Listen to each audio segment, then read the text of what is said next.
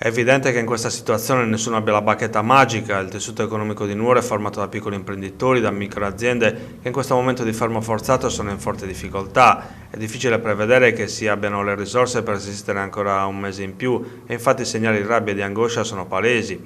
È quanto sottolineano in una nota Maurizio Cadao e Katiuscia Musu, rispettivamente coordinatore provinciale e coordinatrice cittadina di Fratelli d'Italia. Il tema che oggi si pone è quello di riaccendere il motore dell'economia, sapendo che i flussi turistici saranno dimezzati nettamente rispetto all'anno scorso. Servono proposte semplici e praticabili, scrivono Cadao e Musu.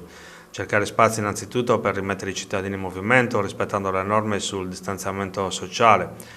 Studiare le vie e le piazze per sistemare tavolini, organizzare spettacoli, iniziative, mostre, eventi, concerti all'aperto e magari trovare anche un'area dove poter fare il cinema, proseguono i dirigenti di Fratelli d'Italia. Bisogna giocare la carta della felice posizione geografica, della natura, della vacanza possibile, non troppo costosa e comunque di qualità. Ascoltando i settori produttivi, bar, ristoranti, attività commerciali in generale, proseguono i dirigenti di Fratelli d'Italia, si capisce che i costi fissi a partire dagli affitti, dalle tasse locali, dalle spese per l'approvvigionamento energetico siano insostenibili.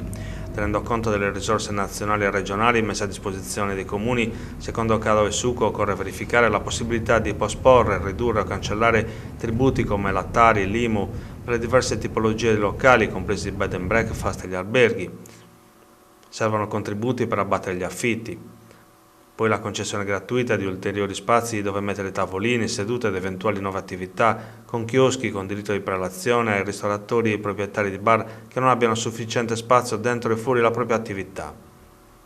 Al lavoro dunque, concludono Cadao e Musu, per far ripartire l'economia della nostra città con aiuti concreti alle realtà produttive per far riprendere a vivere nel modo più normale possibile.